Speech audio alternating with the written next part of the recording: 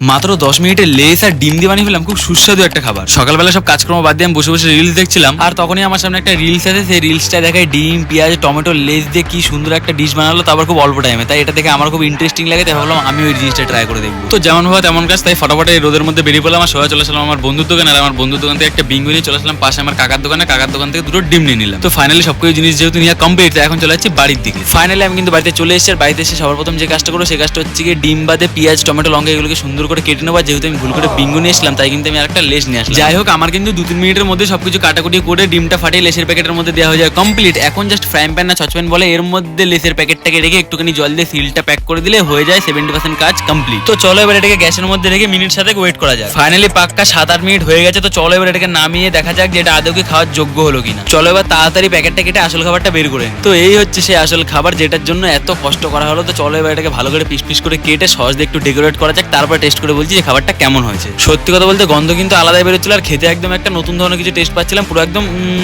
এই খাবারটাকে তোমরা 10-এর মধ্যে কত দেবে, আর খাবারটার নাম কি রাখা আছে সেটা আমাকে কমেন্টে জানিও। ভিডিওটা ভালো লাগলে একটা লাইক করে দিও, চ্যানেলে নতুন হতে গেলে চ্যানেলটি সাবস্ক্রাইব করে দিও। চলো দেখা হচ্ছে নেক্সট ব্লগে, ততক্ষণের জন্য বাই।